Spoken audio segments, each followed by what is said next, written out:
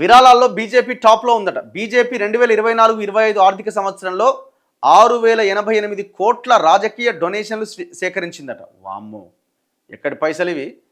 ఇది కాంగ్రెస్ పార్టీ సేకరించిన 522 కోట్ల కంటే దాదాపు 12 రెట్లు ఎక్కువ. రాజకీయ డొనేషన్స్లో 85% బీజేపీకే వచ్చినాయట. చూస్తున్నారా? 6088 కోట్లు పొలిటికల్ అంటే డొనేషన్స్ కింద వాళ్ళకి డబ్బులు వచ్చినాయట. ఎందుకు వచ్చినాయి?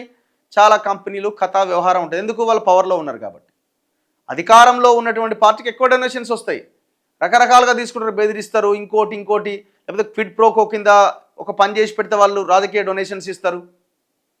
ఇప్పుడు మెగా కృష్ణారెడ్డి అన్ని పార్టీలకు డబ్బులు ఇచ్చిండు. ఎట్లా ఇచ్చిండు? అపోజిషన్లో ఉన్నోడిని సైలెంట్ చేయడానికి, అధికారంలో ఉన్నోడి చేత పనులు చేయించుకోవడానికి. సింపుల్, అంతే. ఇప్పుడు మన బీఆర్ఎస్ అకౌంట్లో 1500 కోట్లే ఉన్నాయి. ఎట్లా వచ్చినాయి? ప్రజలు ఇచ్చిన పైసలు అవేమన్నా? కంపెనీలు ఇచ్చిన పైసలు. ఎంత అన్యాయం ఇది!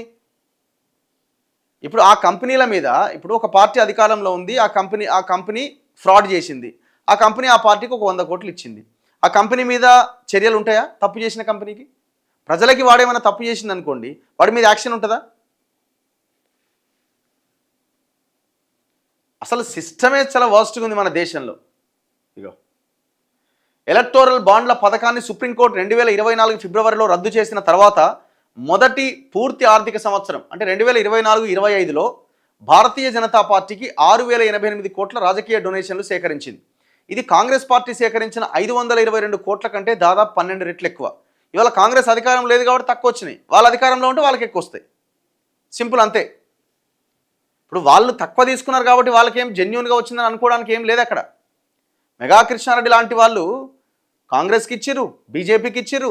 కాకపోతే బీజేపీ అధికారంలో ఉంది కాబట్టి ఎక్కువ ఇచ్చిన 500 కోట్లు ఇచ్చిండు, వీళ్ళకు 100-150 ఇచ్చిండు. బీఆర్ఎస్ ఇక్కడ అధికారంలో ఉంది కాబట్టి వాళ్ళకి ఎక్కువ ఇచ్చిండు.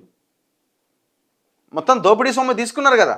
ఎన్నికల సంఘం డేటా ప్రకారం మునుపటి ఏడాది అంటే 2023-24లో బీజేపీ 3967 కోట్లు, కాంగ్రెస్ 1130 కోట్లు సేకరించినాయి. ఈ ఫండింగ్ ముఖ్యంగా ఎలక్టోరల్ ట్రస్ట్ల ద్వారా వచ్చింది. ఎందుకంటే ఎలక్టోరల్ బాండ్లు అనామక డొనేషన్లను అనుమతించేవి కానీ సుప్రీంకోర్టు తీర్పుతో రద్దయినాయి, వాటిని తీసేసారు. 19 రిజిస్టర్డ్ ఎలక్టోరల్ ట్రస్టుల్లో 13 ట్రస్టులు 2024-25కు తమ కాంట్రిబ్యూషన్ రిపోర్ట్స్ను ఈసీఐకి సబ్మిట్ చేసినాయి. మొత్తం ట్రస్టుల ద్వారా వచ్చిన ఫండింగ్లో బీజేపీ 85% వాటా సాధించింది. 2023-24లో బీజేపీ వాటా 56% మాత్రమే.